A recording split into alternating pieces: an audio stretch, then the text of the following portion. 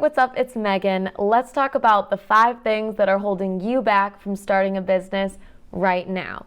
These are the 5 most common things that I see holding people back from starting a business, and the people that don't start a business for these reasons typically end up going to school, starting a career, and living their entire life without ever starting a business. You can start a business now, you can start a business 10 years from now. You're gonna have to go through the same steps to get started. The only reason why you're not doing it is probably because of some irrational fear that doesn't seem so rational. And I know that because I went through these same fears before I started my business, and I think everybody does. So hopefully this information provides some insights for you and helps you overcome your fears so you can start your business today. Or tomorrow, or whenever you have free time. It's always complicated, I know. So the first fear that I'm going to talk about, and the most common fear, is that you feel underqualified to start a business. You feel like you need to go through more school or more work experience in order to be ready to start a business. This simply isn't true. No amount of general education or work experience can prepare you for starting a new business. Because to get started, there's so much work that goes into figuring out the actual problem you're trying to solve by talking to your target market and prototyping through different solutions. And those are types of things that you aren't going to learn at a regular job or through regular education. And you'll have to start at that place whether you're starting a business at age 14 or age 44. So you're not any less qualified now than you will be 10 years from now, so you might as well get started. To give you a good example of this, I'm going to use the example of my business. If you want to learn a little bit more about exactly what that is, check out my video. It'll be linked down below, which is how I started my multi-million-dollar business when I was 17 without investors. When I started my business, the first thing I had to do was interview my target market to see what their daily lives were like and what problems really stuck out as something I could solve. I had an idea of what I wanted to build, but the answers they gave me completely changed my mind, and I ended up building a better, more profitable product. I didn't learn how to interview my target customers through school. I actually learned how to do it at a summer camp, and all they really did was tell me that I was qualified to reach out to these people and ask questions, and then I just did it. So you don't need to go to a summer camp to feel like you're qualified to reach out to your target audience and ask them questions about their problems. I'm telling you right now that you can do it right now. The next step that I had to do once I realized I needed to build a medical adhesive was to figure out how exactly medical adhesives were made and printed. What types of materials were people using? Which ones were good and which ones were bad? Was what the industry thought was good actually good? Like, what qualities were my target market looking for? And to get this much in-depth information about medical adhesives, I couldn't just major in business. I wouldn't learn anything about medical adhesives. I couldn't just major in material science because I'd get a lot of broad information before I'd ever get to anything as specific as medical adhesives. I couldn't major in endocrinology to learn about diabetes because that wouldn't get me to medical adhesives. I had to figure out how to do it on my own, and I could have done it at any age.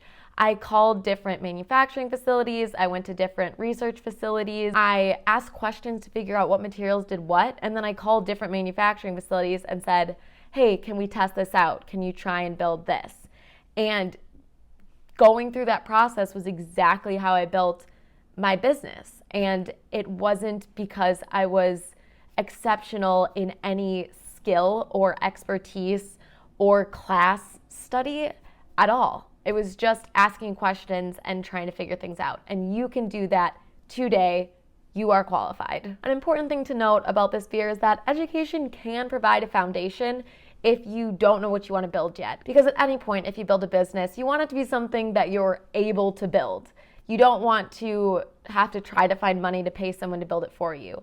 I was able to build this medical adhesive because I knew what to ask for and I knew who could build what I was looking for. But if you don't feel like you're capable of building anything right now, go ahead. Like, go do an engineering degree so you can learn how to do 3D modeling and learn new ways to innovate.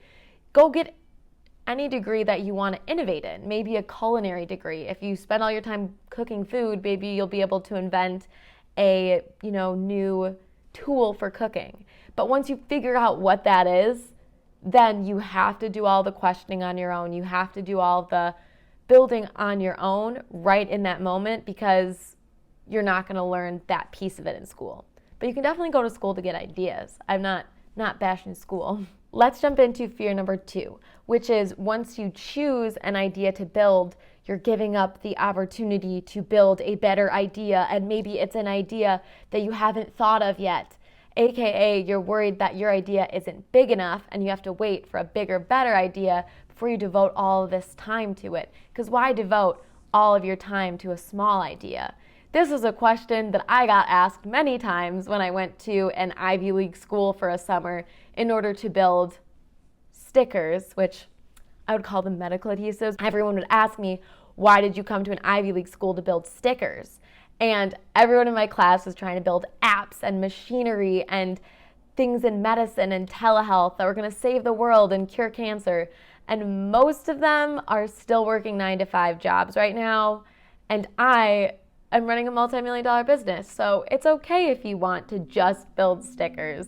And it's okay if you want to do something that's not going to make a lot of money, because it's going to be a learning experience for your next business. And I know what you're thinking. My next business? I haven't even done my first business. I'll never be able to do a next business. I just pick one business and then I do it until I die and I retire doing that business. I'm not going to have a next business. Well, there you are wrong. If starting a business was something you could only do once, there wouldn't be so many people who've started multiple successful businesses. Not to mention, there wouldn't be so many people who started multiple multi-million-dollar businesses. Elon Musk is famous for owning Tesla, SpaceX, and being one of the co-founders of PayPal with Peter Thiel, one of my fave entrepreneurs. And Jeff Bezos has Amazon and Blue Origin, and I'm sure a bunch of other things. If you love entrepreneurship and building businesses, this will not be your first business. But your first business, if it's simple enough and fast enough and you learn quickly enough, it will fund your next business and get all of those learning experiences out of the way before you get to your bigger idea. So don't hesitate to start a business because you don't have a big idea that's going to make you $1 million. Because one, small ideas can make you $1 million if they're unique enough and the market is right. And two, starting with a big idea is just starting with bigger risk. And if you don't have cash in the bank, you can't afford to have bigger risk. If you lose all of your money, you're going to have to go back to a 9-to-5 job to pay your bills. And why not start with a smaller risk to allow yourself to have the capacity to take a bigger risk? Because honestly, if you don't have starting capital, which a lot of entrepreneurs don't, they ask me all the time, how do you start a business with no money? Start a business first, even if it's small, that's the fastest way to cash. Then while that's making money, you can invest in your more expensive ideas. Starting an app usually costs $80,000, and the average person doesn't have that sitting around, and you don't want to risk that on your first business. Because what if you're wrong? What if you don't know enough about business to do it perfectly? You just wasted $80,000. If you're going to take risks and learn as you go, why not start with something small? So if you're worried that your idea is too small to start a business, you probably have the perfect idea to start a business with. Take it from someone who knows. Fear number 3. I get this all the time. Fear number 3 is that you are worried that you might fail. And failing is a very subjective thing. What do you mean by failing? Like going bankrupt, being homeless, all of these things are very unlikely. But I would consider failure not progressing in life as much as you would have if you didn't start your business, in which case you can't fail. Tim Ferriss once said on his podcast, I love the Tim Ferriss podcast. Tim Ferriss once said on his podcast that if you, oh man, I'm going to misquote this. Tim Ferriss once said, adjusting my fake glasses so I can read this. If you choose projects based on the skills you will learn and the relationships you will build, those skills and relationships will transcend the project even if the project fails, which means that over time, you cannot fail. So for example, if my business were to fail beyond repair right now, it was making no money. First of all, I could liquidate my assets and I probably wouldn't have a huge net loss. But second, I have learned so much about how to develop products, how to do graphic design, how to hire people. I'm learning from my staff right now. My COO is better at ops and negotiations than I am. So it's like school that pays me. I'm in school while also building the business that I love doing, while also making money. It's literally the best thing ever. If it were to fail, it definitely wouldn't be a net loss. If it were to fail when I was just presenting my pitch deck in business competitions, that would have been okay too, because I met a ton of young entrepreneurs as friends. I met a ton of mentors who would help me no matter what my next project was. And honestly, a ton of mentors offered me jobs at the beginning, which was, I should have been offended, like, no, I don't need a job, I'm starting a business. But I've been offered jobs working for different sectors of like Apple small business. I've been offered a job to work with like a financial institution. I've been offered jobs as a consultant. I've been offered jobs as a teacher. Like, you're building up this skill, and even if you fail, someone will find value in that, any of the skills you're building. So do not worry about failing. Like I said, it's just practice for round 2, you know? If you consider failing being worse off than you were when you started, that's not possible, because you're building relationships and gaining skills. And if you're worried about losing money, don't put that much money on the line. Try to create something that costs little to no money to make. Work on prototyping. I can make a video on that because I did very, very minimal prototyping. My product was free basically in the beginning, but took a lot of labor to put together. Anyway, if you want a cute success story regarding failing, there's a very successful brand called Kettle and Fire that makes bone broth, and they were actually the company that inspired me to apply for the Teal Fellowship and drop out of school, and I 10x'd my monthly revenue in the 2 years that I dropped out of school, and I wouldn't have done it if it wasn't for this company. But I met one of their program directors that kind of saw them in their journey, and apparently Kettle and Fire was their 4th business idea. So they became this grand success after not becoming a grand success 4 times. And they still were young enough to get the Teal Fellowship. So you can fail a bunch of times and still be successful. Fear number 4. Fear number 4 is that entrepreneurship is an odds game, and the odds are not ever in your favor. The Effie Trinket fear, if you will. But you think of the world as an odds game. And odds kind of help people cope with things. They're like, oh, I have depression, but 1 in 10 women have depression. Okay, I'm not alone. Things like that. But sometimes odds drive fear. People think, why would I start a business if 1 in 20 businesses fail within the first year? It's not like the world takes 20 business names, puts them in a hat, and randomly draws one to fail. This is not an odds game. I like to say it's not a game of risk and reward, but a game of research and results. If you do your research and build a product that people want to pay for, you are going to make money. If you do your research and make sure you're legally protected from, like in my case or in the medical field's case, big pharma coming in and suing you into oblivion, it's happened, story time later, not to me obviously, but you do your research, then there's little to no risk of anything going wrong in your business. And there's very rare cases, like in the entire year of 2020, where economic devastation comes through and causes a lot of businesses to fail. But again, if you do your research, the result is that you won't fail. So our company, we experienced supply shortages, and we experienced, less sales during the year of 2020 as compared to our growth projections based on the 3 years prior. But we planned to have decreased cash flows, and we were able to spend that year focusing on building our systems and then getting ready for a big revenue year in 2021, which we're on track to do. So if you're worried about this big odds game and you think that entrepreneurship is risky business, everything in life is risky business. If you go into something without preparing, you have more risk. And if you go into something having been prepared, you have little to no risk. For example, my company, at the beginning, I was the only one building tapes for continuous glucose monitors that were pre-cut. And these super expensive devices that they needed to measure their blood sugar were falling off. So every time it fell off, they might have to pay an extra, let's say $70 for this device not only that, if it fell off too much, they'd have to call their insurance and like get permission to get extra devices. It was a huge mess.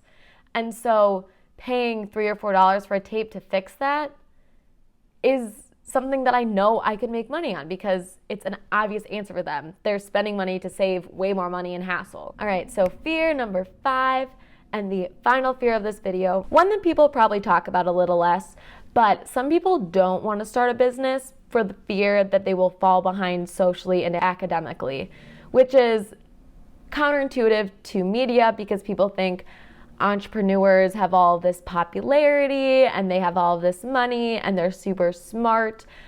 But people are worried that if they aren't successful with their first business, they're going to go back to school and be behind socially and be behind academically. This is not the case, but if what you're afraid of is having to give up some social activities and academic like normalities, then yes, you do have to do that, but it's very worth it. So for example, whenever people really dedicate themselves to a startup to be successful and to put in that research and work to become one of the best in an industry, you do have to give up some of your social life. For many people, this is their first year of college or their first year after college. For me, it was my senior year of high school. And let me tell you, it actually did suck for a while. I was on a dance team for 10 years. I grew up at this studio, and I couldn't audition for the competitive dance team my senior year. I missed all the cute senior presents and senior recognition and senior dances and all of that because I was busy starting a business, and it takes a lot of work. And I remember every single year at like the school talent show, the local dance company would perform, but my dance company never did. My senior year, guess who performed at our local school talent show? My team. Guess who was not on stage? Me. Am I still sad about it? No, because I got over it, but I was sad about it for a long time. Like, yes, you will have to give up things to start a business, but you won't regret it. So a lot of people give up their first year of college or their first year after college, and I know a lot of the first year of college people, and they think they really missed out on the partying and the socializing, but I didn't party every weekend and impress people with hours of makeup and, drinking too much and putting myself at risk for weird situations. No, I impressed people by starting a business and going to get the Teal Fellowship, and I ended up getting to hang out with Teal Fellows at 5-star resorts, eating bougie food, playing games by the bonfire, playing capture the flag with a bunch of extremely intelligent people. And in those moments, I did not miss going to parties with a bunch of college people that aren't starting businesses and are just on a completely different life path than me. So while you'll give up some of the normal social activities, you will find your way to better social activities. I made so many great business friends just from being friends with people I compete against. Business competitions are comparing apples to oranges. These actually aren't your direct competitors in real life, so you can be friends with them and like talk about strategies and like hiring and all this good stuff, because helping them is not like ruining your chances of success. It is fantastic. Like if you're a swimmer, you wouldn't help your top competitor swim better because they'd beat you. But in business, you can do that because you're not actually competing against each other in the real world. It is a fantastic way to make friends. And then people are worried about falling behind academically. Like if they leave school and then go back to school, they're gonna be behind. Yes, that is semi-true, but think about how many people are behind in other ways. Like how many people switch their majors because they don't know what they're doing. There are stats, I do not know these stats, but there are so many people that transfer schools, switch majors, take gap years. It is so much more normal than you think, and it's so much easier to do than quitting your job, taking a gap year in your career, and then trying to like jump in and get a job again. It's definitely different right now societally. So you're really not falling behind academically, and you have all of this experience of trying to build a business that is a great resume builder And it might help you decide which classes you actually want to take so that you don't have to switch majors over and over again or transfer. Because people, I think I know the statistic. I think the average person that transfers loses $16,200 worth of credits. And that's a lot of money to lose and a lot of time to lose just to switch your major because you don't want to know what you want to do. Not just entrepreneurship. If you want to try out being a dance teacher or a musician or anything, it's never going to put you behind socially and academically. It's just going to be a step forward in trying to figure out what you actually want to do with your life and what people you actually want to be friends with in life. So it's so worth it. In conclusion, those are the 5 biggest fears I had to overcome in starting my business and kind of things I've seen across the map with friends and people that I mentor. So I'm hoping that this was helpful to you. If you have any other fears you need debunked or just talked about, put them in the comments below. If you have any specific questions about starting a business, put them in the comments below. If you like this video or want me to make more content, hit the like button. I never know which corner it's in. I think it's this one. Hit the like button. And don't forget to hit the subscribe button if you want me to make more videos about starting a business and things I learned in the past 5 years of starting and running mine. All right, I hope you have a great rest of your day. It is 7:02 a.m. here, so I will be getting up and getting started with my day as well. Good luck on everything you're doing, and catch you next time.